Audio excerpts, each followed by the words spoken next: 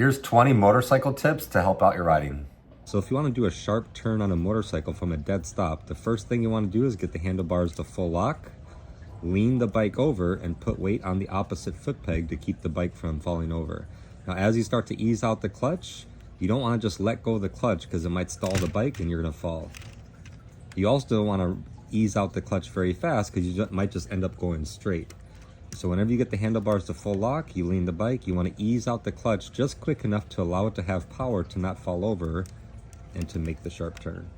Get out there and practice. The number one thing I get asked about is body position. People send me pictures of themselves or video clips. How's my body position look? How's my body? Where's my body? Non-stop for like 10 years straight, right? People are so worried about how they look and want to look cool through the corner and try to win Instagram and all kinds of stuff. So keep in mind, this is what I've been saying about body position. Unless you're riding the bike damn near the max and you're actually quick out in the twisty mountain roads, you probably don't need body position. So when I ride around, even if I'm riding fast, if I'm riding at right here at this level, I could just ride neutral, no problem, ride very, very quickly, not move my body at all.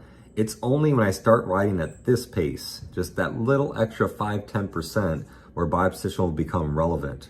But if I just drop the pace a tiny bit, no body position is needed. And that pace that if I drop it to, that's still a very quick pace. Don't focus on body position so much. There's a lot of other things to focus on first. Vision, throttle, brakes, counter steering, line selection, those are way more important than body position.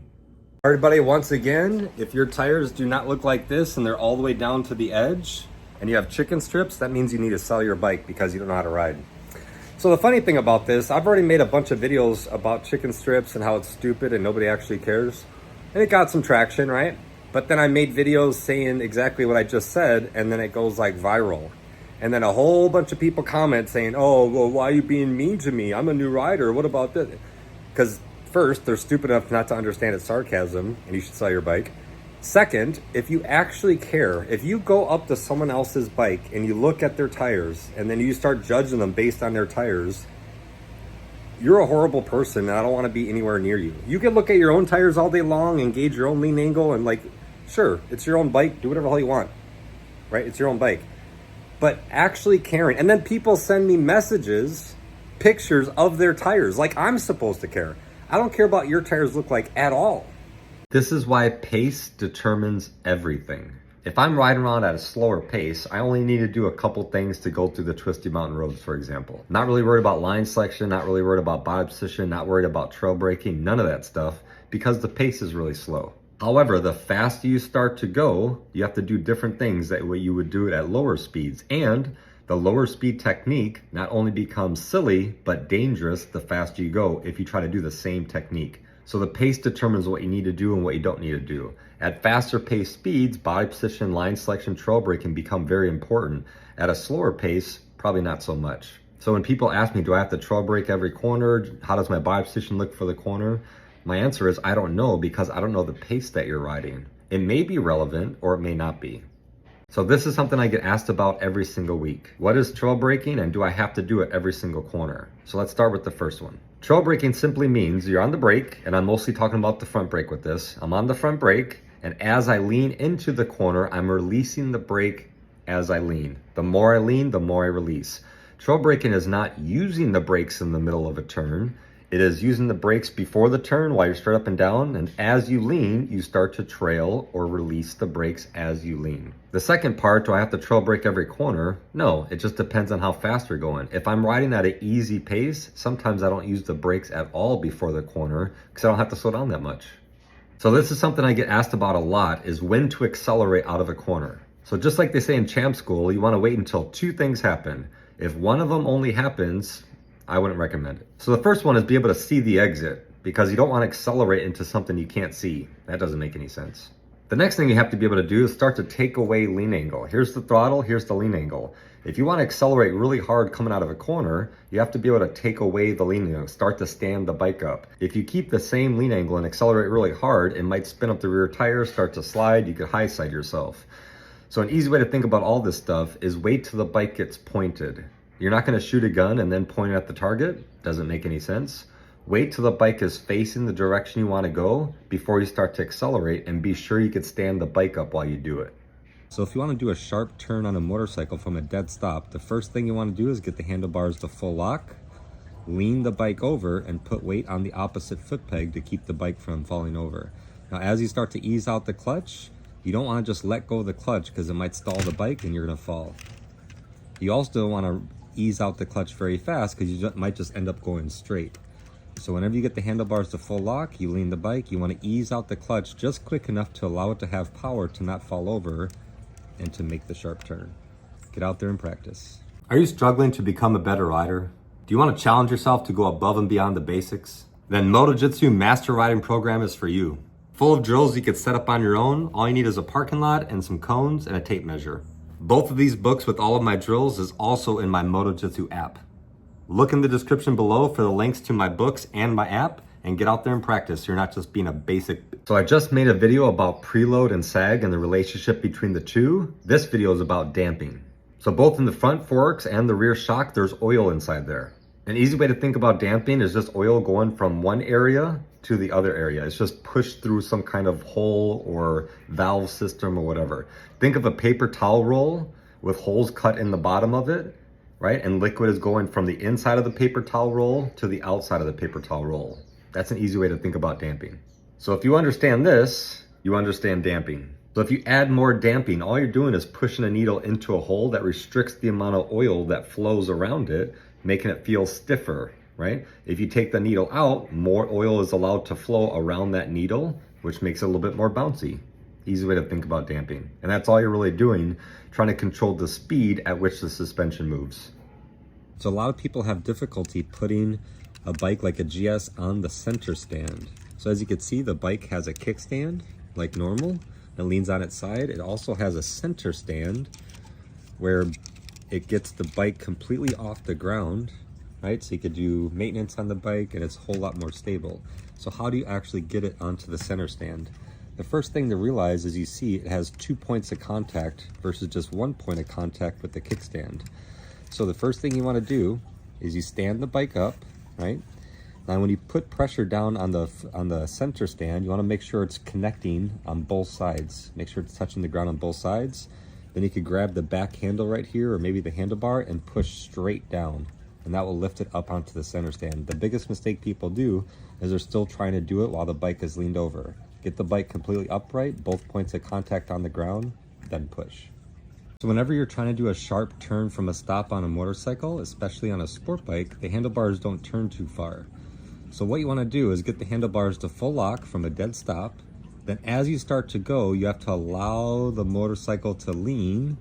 And then right before they feel like the bike wants to fall over, ease out the clutch a little bit to give the bike power in order to make the turn. If you just start to move and you fully release the clutch completely, you may stall the bike and it'll tip over. Or if you start to ease out the clutch and you let it go very fast, the motorcycle might just go straight. So what you want to do for a sharp turn, get the handlebars to full lock, you lean the bike, put weight on the outside foot peg to counterbalance it, and as you ease out the clutch, allow the bike to lean enough to make the turn, and then just feed the bike enough power, not too fast, not too slowly, in order to make the turn. So let's say you're in the middle of a turn and you have to go over an obstacle. What do you do? So first, let's talk about suspension. The purpose is to absorb bumps and to maybe go into a dip. It absorbs the imperfections of the road. And it works best when the bike is straight up and down. It doesn't work too well when the bike's leaned over.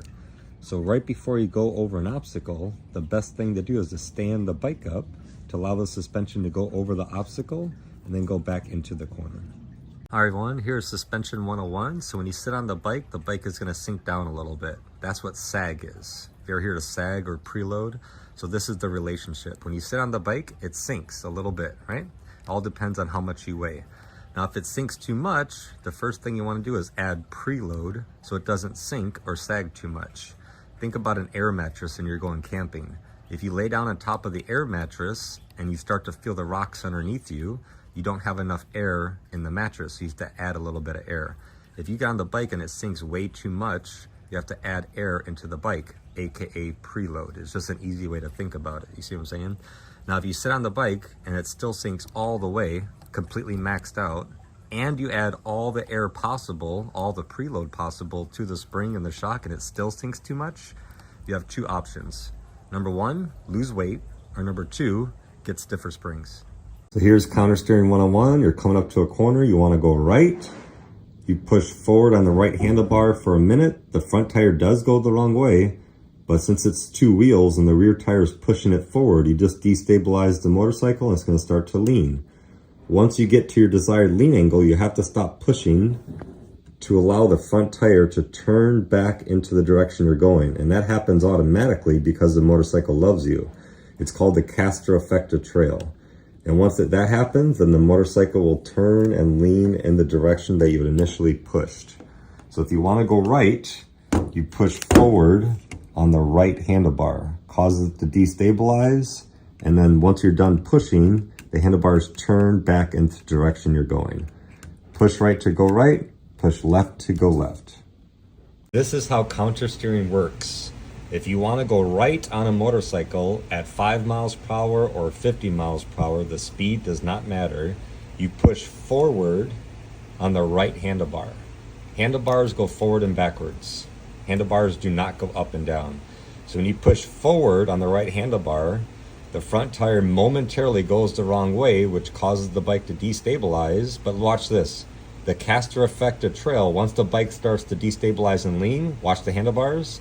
The handlebars do turn into the direction you're going as you start to lean and go into the corner. So how long do you hold the push, you say? You keep on pushing until you get to your desired lean angle, then stop pushing to allow the handlebars to turn into the direction you are going. Here's a common mistake people make while cornering. So they're going to the corner, their suspension is loaded, as you just saw, right? See the front suspension? Everything is loaded up. And about halfway through the corner, they want to start to get on the gas too early. So the bike is not facing the right direction yet, and they start to accelerate. When that happens, the weight goes off the front tire, which could cause a low slide by itself. But at a minimum, this is what's going to happen. The front forks will extend. Now the bike has more rake and trail, and it's going to want to go straight. Then people realize, oh crap, now I'm about to go off the cliff. So they add more lean angle while on the gas. Goodbye, front tire.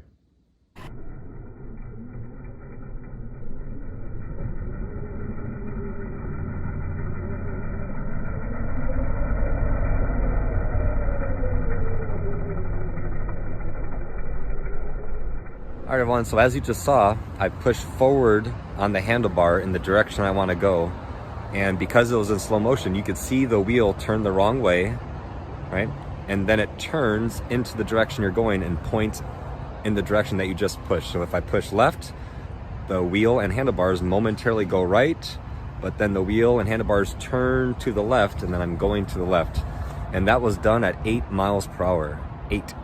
So counter steering works at any speed. You could do it at 8 miles per hour or 100 miles per hour. It doesn't make a difference. It just matters of how quickly you push the handlebar. If you push quickly, the bike will turn quickly. If you push easily, well, then the bike will turn nice and easy. Get out there and practice. A big mistake I see people make when they're riding fast out in the twisties is whenever they're coming into a corner, they get on the brakes, the front suspension collapses. You see that? They get on the brakes, but right before they tip the bike in, they just let go of the brakes. And it pops up the suspension right before they lean in.